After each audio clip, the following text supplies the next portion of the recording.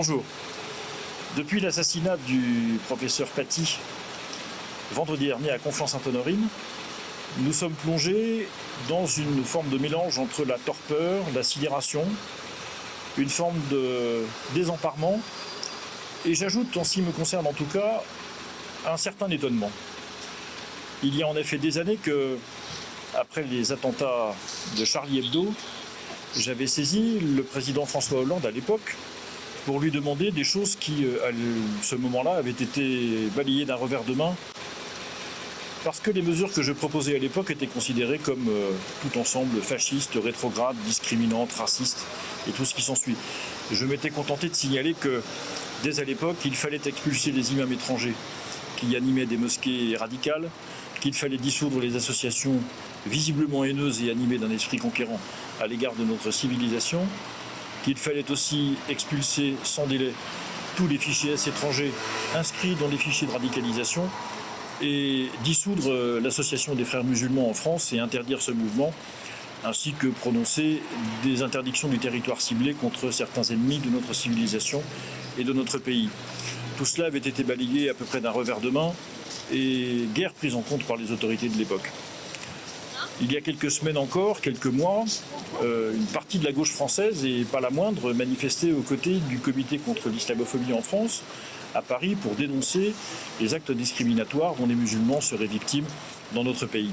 Et puis on retrouve les mêmes, place de la République hier, pour effectivement demander de la fermeté, demander que des mesures immédiates, énergiques soient prises à l'encontre de ceux qui combattent notre civilisation.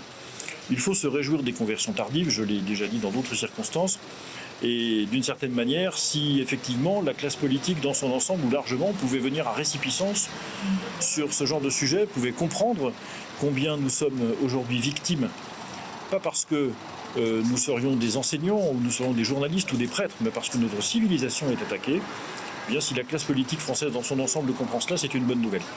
Maintenant, il va falloir passer aux actes et j'attends de la part du gouvernement une réaction extrêmement énergique. Il semble dire depuis quelques heures, en tout cas, qu'il est prêt à cette énergie. Mais vous savez la confiance limitée que j'ai dans le pouvoir exécutif de notre pays, donc j'attends de voir. J'entends qu'un certain nombre de fichiers S radicalisés vont être expulsés du territoire national. Excellent. J'entends qu'on s'apprête à fermer quelques mosquées radicales. Excellent. J'entends qu'on va même dissoudre le comité contre l'islamophobie en France. Excellent. Il n'y a plus qu'à le faire maintenant. Mais j'attire votre attention pour conclure que tout cela, si nécessaire soit-il, ne serait qu'un traitement des effets. Il faut traiter les causes. Les causes, c'est la vérité sur l'islam. Les causes, c'est le fait de stopper les flux migratoires qui alimentent incontestablement toutes les milices de cet islam conquérant qui en veut à notre civilisation, à notre mode de vie, à notre pays et donc à nous tous. Les causes, ce serait faire cesser sans délai cette volonté d'enseigner l'arabe à l'école qui ne fera qu'alimenter le phénomène que par ailleurs le pouvoir veut combattre. Les causes, ce serait aussi demander un engagement clair à tous ceux qui animent aujourd'hui des associations cultuelles islamiques de s'engager très clairement en faveur de notre mode de vie et de dire très clairement, de promettre et de signer qu'ils ne s'y attaqueront pas. C'est tout cela qu'il faut faire, sans délai rapidement. Et encore une fois, je ne veux pas faire de procès d'intention. Je sais combien les gouvernants peuvent être habiles en parole, mais comme dit un proverbe chinois, le mot tigre ne mord pas. Ce qui mord, c'est la décision qu'on prend et c'est l'action qu'on mène. J'attends donc non pas des paroles, mais des actes. À bientôt et merci.